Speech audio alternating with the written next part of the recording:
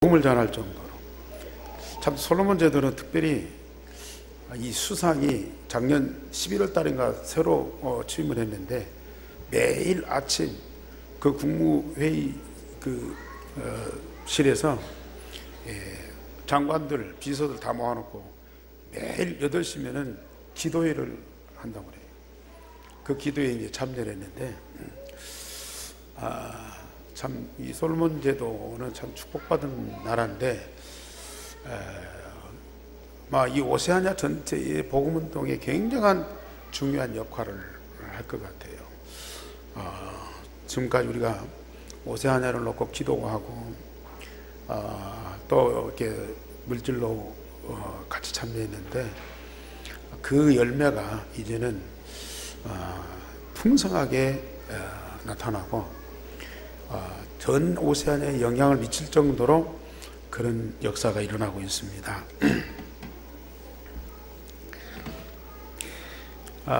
그런데 우리나라는 지금 불행하게도 대통령 지낸 분들이 2분이나 감옥에 들어가 있어요. 저 음향 조금 줄여주세요. 좀 자꾸 울립니다.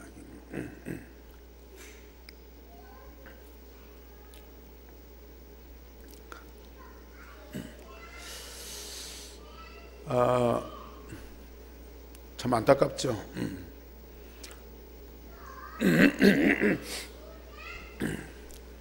그분들이 불행한 건 말할 것도 없고, 국민들이 굉장히 마음에 아픔을 느끼고 있어요. 왜 그분들이, 그런 훌륭한 분들이 그 자리에 있어야 되느냐. 국민들도 모르고 본인들도 지금 잘 몰라요. 그러나 저와 여러분들은 알고 있습니다. 사단이 파놓은 창세기 3장 함정, 사단이 만들어 놓은 창세기 6장 올무, 사단이 짜놓은 창세기 11장의 틀, 이 속에 딱 묶여버린 거예요. 아무리 권력을 갖고 있다 할지라도 복음이 없으면요, 어느 누구든지 창세기 3장, 6장, 11장 사단이 만들어 놓은 함정과 올무와 틀에 걸려들 수밖에 없어요. 그러면 그분들만 지금 거기에 걸려 있느냐? 그건 아니다. 복음 없는 창세기 3장, 6장, 11장 문제를 해결하는 그리스도 복음으로 구원받은 하나님 자녀가 아니면 세상의 모든 사람들은 그 속에 다 있어요. 왜 그렇습니까? 사람들은 세상에 있는 물질적이고 육신적인 것들을 더 많이 얻으려고 무던히도 애를 쓰고 노력을 하고 있습니다. 그러나 예수님이 이 세상에 오셨어요. 그리고 십자가를 지셨어요. 왜 예수님이 이 세상에 오시고 십자가를 지셨어요? 우리 교회 절기로는 오늘이 고난주일입니다. 예수님 십자가의 고난을 생각하면서 눈물 흘리고 애통하고, 우리는 어떻게 하면 이 고난에 참여할 것인가, 그게 중요한 것은 아니고, 예수님이 왜 이 세상에 오셔야 되고, 예수님이 십자가를 지지 않으면 안 되는 그 분명한 이유만 깨달으면 오늘 고난주간에 주시는 하나님의 특별한 은혜를 우리는 다 받아 누리게 돼 있습니다. 하나님이 우리를 사랑하셔서 독생자를 보내셨다는데, 과연 우리를 사랑하시는 그 하나님의 사랑이 뭐냐? 예수님은 사람들이 좋아하고 원하는 눈에 보이는 그런 육신적이고 물질적인 그걸 충족시키기 위해서 오신 분이 아닙니다. 눈에 안 보이는 영원한 것을 우리에게 은혜로 주시기 위해서 세상에 오셨어요. 세상에 있는 것 더 하려면 예수님 아니고도요, 얼마든지 충족할 수 있어요. 우리들에게 절대적으로 필요한 것은 눈에 보이는 것이 아니고 눈에 보이지 않는 영원한 겁니다. 사단은 우리에게 눈에 보이는 거 다 주고요, 눈에 안 보이는 영원한 걸 다 뺏어가 버렸어요. 그러니까 우리 예수님이 사단에게 뺏긴 영원한 것을 다시 회복시키기 위해서 오셨어요. 예수님 십자가에 죽으시고 사흘 만에 부활하셔야 되는 그 이유가 뭡니까? 눈에 보이고 육신적이고 물질적인 것이 아니고 눈에 안 보이는 영원한 생명과 영원한 능력과 영원한 축복을 우리에게 응답으로 주시기 위해서요. 예수님은 십자가에 고난을 받고 죽으셨어요. 그래서 우리에게 하나님은 예수님을 통해서 하나님의 나라를 이루시고 이 영적인 사실과 영적인 비밀을 발견하고 누리는 자는 복이 있다. 그래서 오늘 제목 우리 다 같이 한번 보십시다. 하나님 나라에서 떡을 먹는 자가 복이 있도다. 세상에서 많은 음식을 먹고 잔치를 하고 세상에서 큰 즐거움을 누리는 자가 아니고 하나님 나라에서 떡을 먹는 자가 복이 있도다. 우리 성도님들 지금 어디에서 떡을 먹고 있습니까? 과연 하나님 나라에서 우리가 그 떡을 먹고 있습니까? 그래서 참으로 우리는 복을 받은 자입니까? 다시 한번 깊이 자신을 돌아보시고요, 우리 하나님 앞에 결단하셔야 돼요. 누가복음 14장에서 예수님은 여러 가지 비유를 들어서 우리에게 너무 중요한 영적인 사실들을 발견케 하셨습니다. 첫째, 세상에서 사람의 생명보다 더 귀중한 것은 없다고 말씀하셨습니다. 안식일에 예수님께서 바리새인 집에, 그것도 바리새인 지도자의 집에 떡을 잡수시러 들어갔다 그랬어요. 자, 바리새인들은 누굽니까? 마침 이 바리새인 집에 많은 사람을 초청해서 아마 잔치를 했던 것 같아요. 그때 예수님도 그 집에 들어가신 거예요. 예수님을 비판하고 예수님을 험잡고 심지어 예수님을 없애버리는 바리새인의 지도자의 집에도 들어갔어요. 호랑이 소굴로 들어간 것이죠. 모든 사람들이 여기 성경에도 보면은 감시하고 엿보고 흠을 잡기 위해서 집중하고 있는 그 현장에 예수님은 가셨어요. 마침 예수님 앞에 수종병 든 환자가 있었어요. 이 수종병이라는 것은 일반적으로는 잘 못 들어본 얘기죠. 사람의 이 신체 조직이 그 세포, 이 세포 속에서 비정상적인 체액이 나온다네요. 이 체액이 계속 나오다 보면 복부에 물이 차고, 복부에 물이 차면은 신장, 또 심장, 또 간장까지 이게 압박을 가한대요. 그래가지고 굉장히 뭔가 이렇게 좀 압박을 당하는 부자유스러운 병보다는 하나의 증상을 가진 자라요. 지금도 그렇지만 당시에 의학으로는 고칠 수 없는 그런 질병을 가진 자였어요. 지난번에 안식일에 몸이 이게 조여드는 그런 병자를 예수님 고치셨잖아요. 그때에 그 회당장이 안식일에 병 고쳤다고 얼마나 비판하고 얼마나 예수님을 욕을 했습니까? 많은 사람들이 거기에 동조해서 이 불만을 품었잖아요. 그러나 어떤 사람들은 예수님이 하시는 그 영광스러운 일을 인하여 기뻐했다 그랬거든요.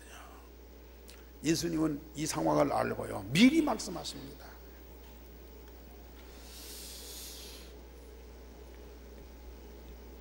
안식일인데 이 병자를 고쳐주는 것이 합당하냐 아니하냐, 바리새인들과 율법 교사들에게 질문을 했어요. 병 고쳐주기 전에.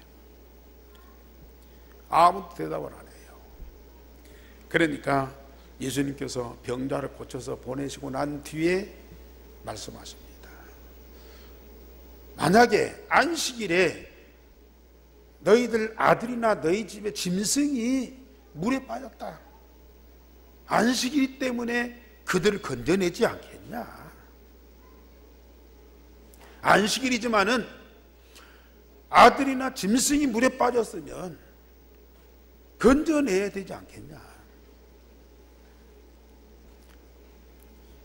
안식일이 중요하지만은 병든 자를 고치고 죽은 자를 살려낸 것은 당연한 것이다. 안식일을 지켜야지만 그 안식일이 무엇 때문에 있느냐? 물론 하나님께 예배하고 제사하고 하나님을 기쁘시게 하는 날이지만은 누구 때문에 정말로 우리가 하나님께 예배하고 또 하나님을 찬양해야 되느냐?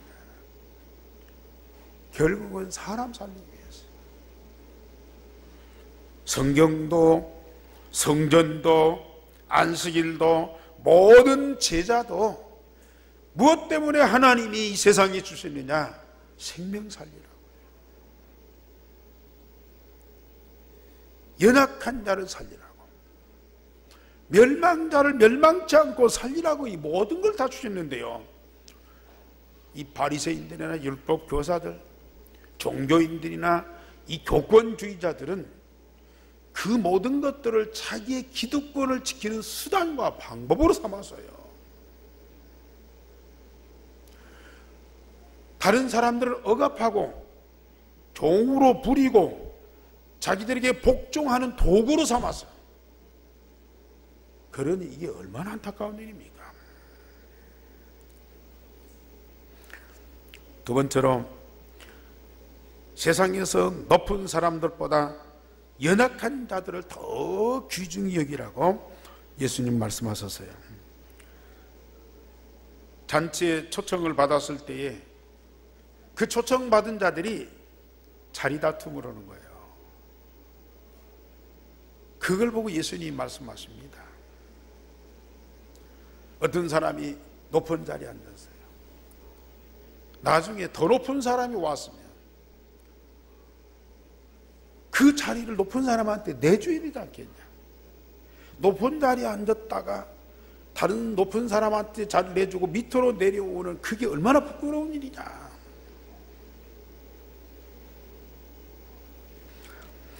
높은 자리가 중요하지만 그 자리를 탐하지 말라. 높아지려는 욕망 때문에 세상이 더 치열한 경쟁, 심지어 전쟁이 일어나고 있어요. 그 자리를 찾기 위해 사람을 죽여야 되고, 거짓과 음모와 모략을 꾸며야 되고요, 사단이 좋아하는 모든 걸 총동원 해야 돼요.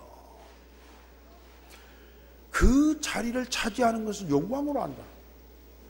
가장 부끄러운 것을 영광으로 한다고 말이에요. 그 악한 것을 부끄러워할 줄도 모르는 사람들, 이게 바로 불신자들이고 사단에게 묶인 사람들이거든요. 그러면서 우리 예수님이 말씀하십니다. 청함을 받았을 때에 낮은 자리에 앉았다가 주인이 와서 높은 자리에 앉아라, 그게 얼마나 모든 사람 앞에서 영광이 되겠느냐?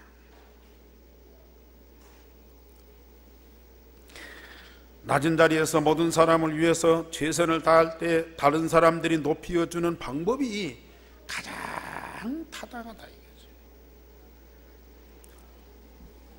지금 우리 한국교회, 어제 제가 와서 인터넷 뉴스를 보니까요, 한국 큰 교회, 작은 교회, 교회가요 전부 전쟁터예요. 성한 교회가 하나도 없어요. 좀 평화롭게 예배하는 교회가 별로 없어요. 자기들끼리 싸우고 뭐 노예다 상소하고 심지어 세상 법정에다가 고발하고 경찰들이 와갖고 또 뭐 정리하고, 심지어 신학대학이 막 경찰들이 들어오고 용역들이 들어와서 막 난리를 치고 이런 현상이 벌어요. 왜 그래요? 자리 때문에. 복음이 없어진 교회, 예수님이 말씀하셨어요. 예루살렘 성전에 들어가서 너희들이 강도의 구렬로 만들었다. 제사장 무리들이, 바리새인들이 이 성전을 강도의 구렬로 만들었어. 다 높은 자리에 차지하고 기득권을 지키기 위해서 온갖 수단과 방법을 동원하는 사단의 소굴을 만들었다. 오늘 우리 한국 교회가 지금 그런 현상. 자리는 한 자리인데 그걸 찾으려는 사람들 여러 사람이기 때문에 싸움이 일어날 수밖에 없고, 정확한 복음 통해서 눈에 안 보이는 이 영적인 사실과 말씀을 통해서 주신 하나님의 진정한 응답을 못 누리면 세상에 그것이요 위대하게 보인다니까요. 그게 얼마만큼 큰 영광으로 나타나는지 몰라요. 그렇기 때문에 수단 방법을 가리지 않고 어떤 때는 목숨을 거는 경우가 있다니까요. 그 가운데에서 뭐 은혜 받겠다고 그러고 축복 받겠다고 그러고 신앙생활하는 분들 보면요, 참 너무하다. 오늘 이 땅에 하나님의 나라를 이루시고 그 나라에 하나님 아버지의 그 모든 것을 다 주셔서 하나님의 자녀된 성도들이 그걸 날마다 풍성하게 누리며 그 하나님 나라의 그 영광을 보면서 기뻐하고 즐거워하고 찬양하고 예배하니 이게 당연한 것인데요, 그걸 볼 수가 없어요.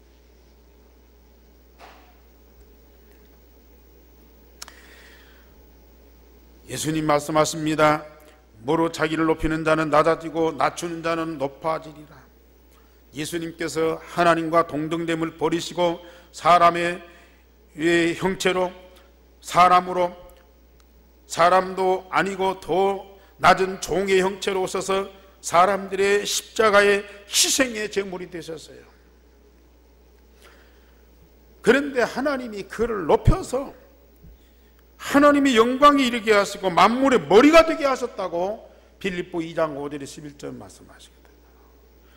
예수님 당신은 하나님 보좌와 그 영광을 다 버리시고 세상으로 오시고 사람이 되시고 종으로서 만민을 위해서 희생의 제물이 되셨는데요, 하나님은 그를 부활시켜서 하나님 영광에 이르시고 만물의 머리로 삼으셨어요.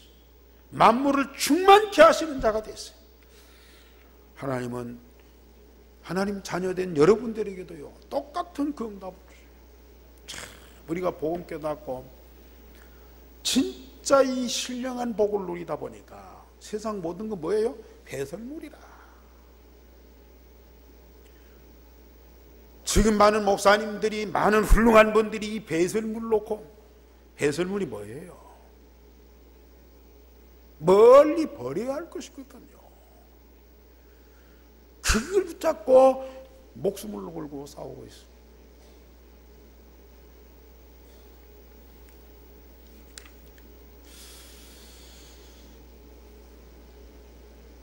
그러면서 친척이나 부한 이웃에게 식사를 대접하는 것보다는 가난하고 장애를 가진 자들에게 대접하면 그들이 갚을 것이 없으므로 다른 사람을 대접하는 그것이 축복으로 돌아온다.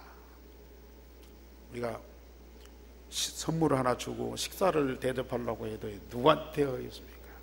나중에 뭔가 포상을 받을 수 있는 사람, 내가 대접하고 내가 준 선물이 나중에 어떤 대가로 돌아올 것을 기대하고 대접하고 선물을 주잖아요. 몇 번 주었는데, 몇 번 식사 대접했는데, 뭐 이렇게 잊어버리고 관심이 없다. 그러면 다시는 그 사람 상대를 안 하려고 그러거든. 그런데 우리 예수님 어떤 대가를 지불한다거나 보상을 한다거나 그럴 사람이 아닌, 그럴 능력이 없는 사람들한테 대접해라. 그러면 네가 대접한 그거에 하나님의 응답으로 온다. 그런 연약한 자들을 위해서 헌신하고 수고하는 것을 우리 하나님은 다 보고 계신다. 우리는 사람의 어떤 도움과 사람의 어떤 이익보다는 그리스도의 이름으로 하나님 아버지께 받는 응답을 통해서 이 모든 사람들, 특별히 연약한 사람들을 위해서 헌신하고 살아가고 희생해라. 하나님의 응답받는 비밀이 없으면 결국은 사람이 도움받아야 돼요. 사람이 우리 이렇게 함께하고 알아주고 또 어떤 갚아주고, 그거 없으면 살기 힘들다니까요. 그런데 천하만민이 우리를 대적하고 우리를 괴롭힌다 할지라도 하나님이 함께하고 그리스도 이름으로 하나님이 주시는 응답이 있다면 우리는 아무렇지도 않아. 하나님의 자녀들이 세상 사는 동안 그 비밀이 없으면 인본주의 방법을 다 써야 돼요. 불신자처럼 살아가야 돼요. 우리 예수님은 이 사실을 능히 알기 때문에 제자들에게 이 말씀을 주시는 거예요. 그러면서 세 번째로 하나님 나라의 잔치에 참여하면서 떡을 먹는 자가 복이도다. 이 바리새인 집에서 이 잔치할 때 높고자 하는 자, 높은 자리를 찾고자 하는 자, 그런 사람들을 교훈하시고요. 또 이 잔치 일을 통해서 하나님은 우리에게 너무 중요한 메시지를 주고 계세요. 큰 잔치에 초청을 받았으나 어떤 사람들이 그 주인의 초청을 거절을 해요. 종들을 보내서 잔치가 다 준비됐으니까 와서 즐기라고 부탁을 하는데도 어떤 사람은 내가 밭을 샀으니까 돌아봐야 된다. 어떤 사람은 내가 소 5겨리를 샀는데 그거 일 잘하는지 시험해 봐야 된다. 어떤 사람은 장가 들었으니 아내를 위해서 내가 즐겁게 해줘야 된다. 거절을 합니다. 자, 밭을 샀어요. 많은 재산을 갖고 있어요. 소를 샀어요. 열심히 일을 해야 돼요. 바빠요. 장가를 갔어요. 세상의 즐거움, 기쁘고 즐거운 일이 많아. 그래서 이 주인의 초청에 전부 거절을 했어요. 세상 것으로 부유한 사람들, 복음 들을 이유가 없어요. 세상 것으로 만족하고 거기서 답을 얻으려고 하는 사람들, 하나님의 초청을 받을 이유가 없다니까요. 다 거절합니다. 그러나 하나님은 종들을 시내에 보냅니다. 또 가난하고 병든 자들을 데려오라고 그래요. 그래도 자리가 남았어요. 이제는 산으로 가라. 저 버려진 거, 외진 거, 전혀 사람들이 관심 없는 그런 현장에 가라. 거기 가서 사람들을 강권하여 내 집을 채우라고 말씀하십니다.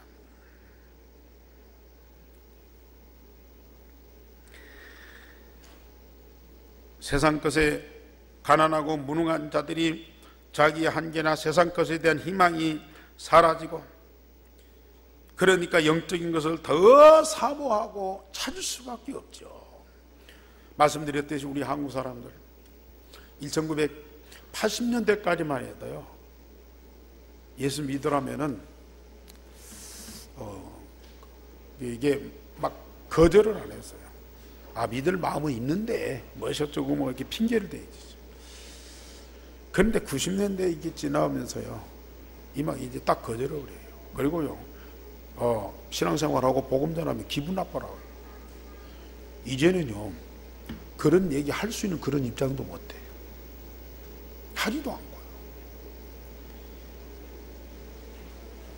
그런데 이번에도 그랬지만은 뭐 이렇게 남태평양 섬나라, 다른 뭐 나라도 그랬지만 남태평양 섬나라는요, 참 가면 환경이 너무 열악해요. 보시다시피요. 그 옷 벗고 나온 사람이 그 교도관, 교도소장이에요. 교도소장이. 그런데도요, 사람들이 너무 이렇게 참 어렵게 삽니다. 그런데 마음은 다 열렸어요. 복음 받으면 거절하는 사람이었어요. 아마 이번에 이 복음 들은 사람 한 3,000명은 될 거예요. 학교마다 문 다 열어주죠.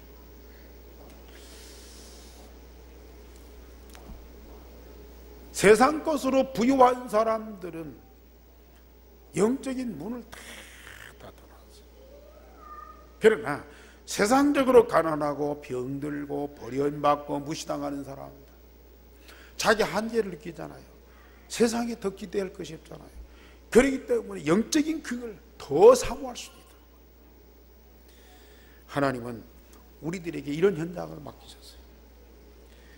자, 오늘 여기 성경 보면은 종도를 보내서 이 잔치에 참여할 사람들을 데려오라. 심지어 강권하여 내 집을 채우라 그랬습니다. 하나님 나라에서 떡을 먹는 자가 복이 있는데, 저 병들고 버려지고 가난하고 무시당하는 그 사람들을 데려다가 내 집을 채우라 그랬어요. 그러면 오늘 또 가서 막 끌어다가 앉혀야 되겠습니까? 하나님은 하나님 집, 하나님의 나라, 하나님이 택하신 자가 있다고 말해요. 그 하나님 집에 초청자가 있다고 말해요. 이런 사람들을 강권하여 데려다가 내 집을 채워라. 사실 우리 교회도 데려다가 채워야 돼요. 어떻게 채우냐? 사람이 막 멱살 잡고 안 오려고 하는 사람 막 끌어다가 앉혀라. 막 선물을 주고 뭐 해서가 아니라, 이 강권하는 힘, 다시 말하면 거절할 수 없는 능력, 그게 뭡니까? 바로 성령의 능력이라.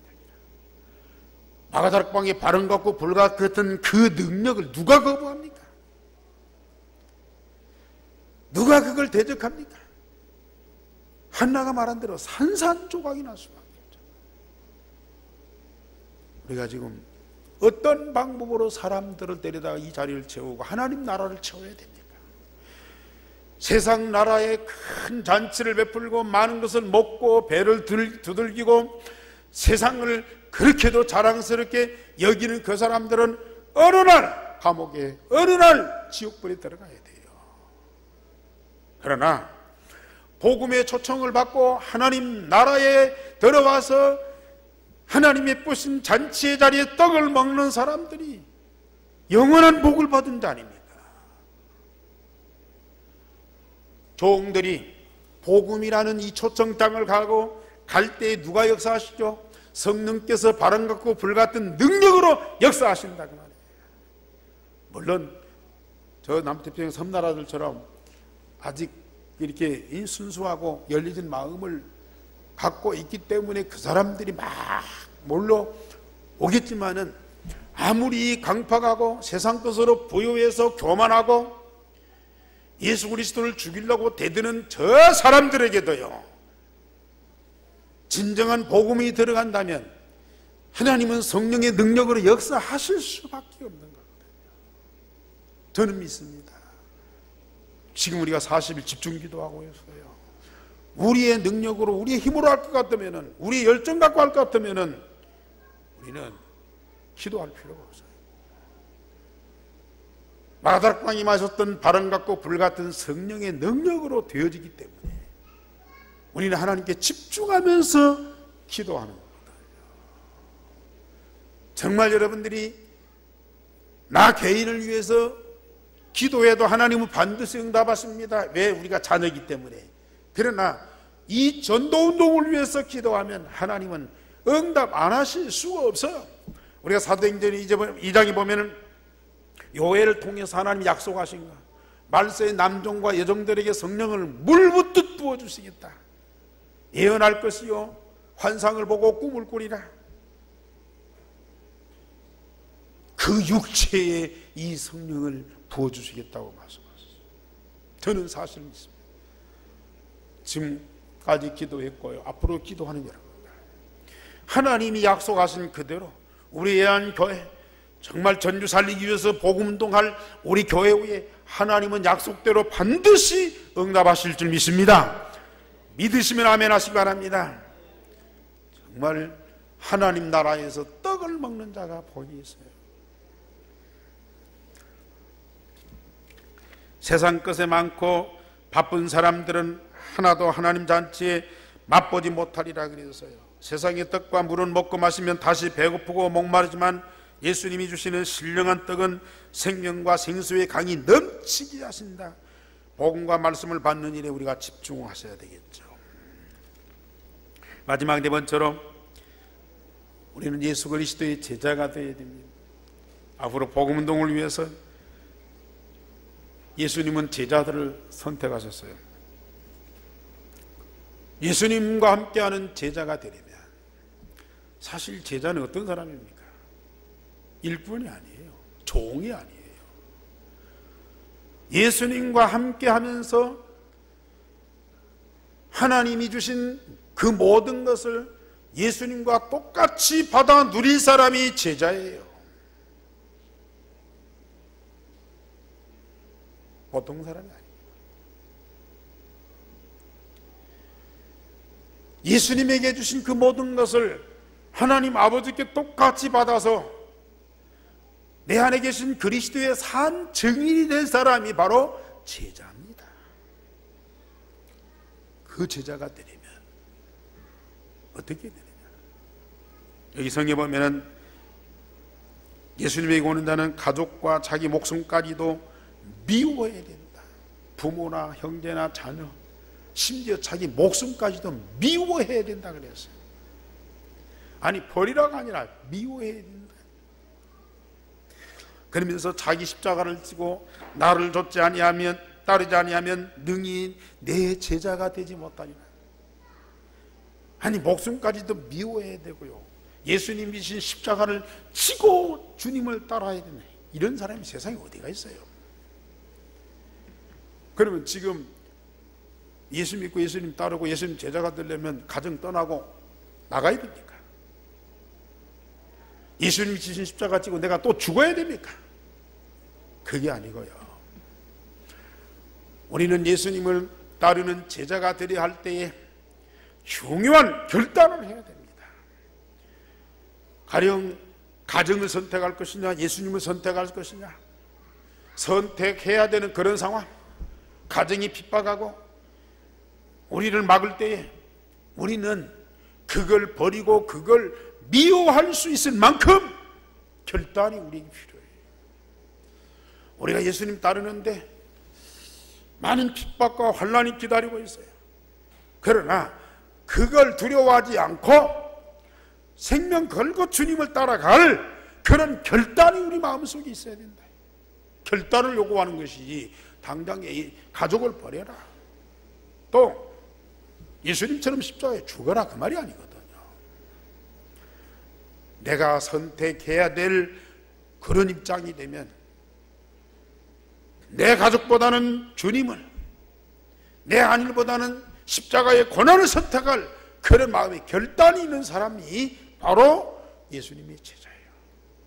예수님과 함께 예수님이 주신, 예수님 받은 그 응답을 우리가 다 받고 정말로 예수님의 산 증인이 될 그런 사람들은 이런 결단이 없으면 할 수가 없어요.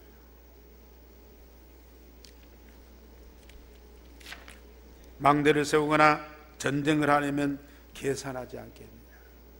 망대 세울 때 얼마만큼 돈이 들겠느냐. 전쟁할 때 얼마만큼 병력을 가지고 가야 할 것이냐. 전쟁에 계산하고 왔다가 이기는 것만 생각하고 만약에 전쟁이 실패하면 얼마나 창피한 일이에요. 건물을 짓다가 중단된 그런 건물들이 많아요. 거기 솔로몬 제도 갔더니 한 4, 5층 건물을 이 콘크리트 만 쌓아놓고요. 오래된 험한 막 귀신 나올 집 같은 그런 집들이다. 그 계산을 잘못한 거예요. 시작은 했는데 마무리를 못하는. 마찬가지입니다. 정말 우리가 예수님을 따르고 우리가 이 영적인 사실을 깊이 생각하면서 우리 인간의 계산이 아닌 우리 하나님의 계산을 통해서요 생명과 결단이 필요하다고 말이거든요. 가정을 버리라, 십자가를 지고 죽으라가 아닙니다. 이런 결단이 우리에게 필요해요. 이런 결단이 필요한 사람들은 나중에 보세요. 가정, 가문 다 살립니다. 잠깐의 고난인데 하나님의 그 모든 영광이 우리에게요 충만하게 되어집니다. 결론적으로 말씀드립니다. 우리는 영적인 것을 얻기 위하여 세상적인 것을 과감하게 버리는 결단이 필요해요. 심지어 나 자신까지도 버리는 결단이 필요해요. 그러면 어떻게 이 모든 걸 버립니까? 이거 잘못됐으니까 버리고, 이거 걸림돌이니까 뜯어내고, 이건 내가 잘못된 습관이니까 고쳐야 돼. 내가 어떻게 그걸 합니까? 우리가 하나님께 집중하면,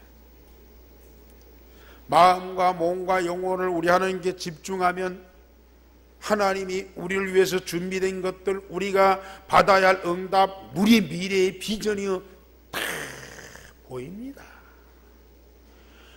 거기에 집중하면서 그 응답을 누리다 보면 내게 있어서는 안 될 모든 것 버려지게 돼요. 창세기 3장, 6장, 11장 이게요 다 버려지게 돼요. 나의 걸림돌들 넘어서게 돼요. 하나님께 집중, 정말로 집중. 그래서 하나님 우리에게 유일성의 복음 각인 뿌리 체질되는 이 집중 기도를 하게 하셨고요. 이제는 전도를 위하여 40일 집중 기도인데 어떤 면에서 보면 전도가 아니야. 내가 버려야 할 창세기 3장, 6장, 11장 이걸 과감하게 버리는 결단의 시간이다. 오직 그리스도, 오직 하나님으로 성령 충만 각인 뿌리 체질되면서 마가다락방의 그 전도 운동의 확실한 증거를 보는 그런 시간 되라. 하나님이 저와 여러분들에게 이 응답 주실 줄 믿습니다. 그 축복을 누리기를 주님의 이름으로 축원합니다. 하나님이여 오늘도 우리에게 중요한 응답 말씀을 통해서 확인시켜 주시니 감사를 드립니다. 큰 영광 받으심을 감사를 드리고 그 영광이 우리 온 성도들과 교회 후에 우리 삶의 현장에 가득하여 모든 흑암과 어두움이 다 사라지게 하시옵소서. 온 땅에 하나님 나라가 가득하게 하옵소서. 주 예수 그리스도 이름으로 기도하옵나이다. 아멘.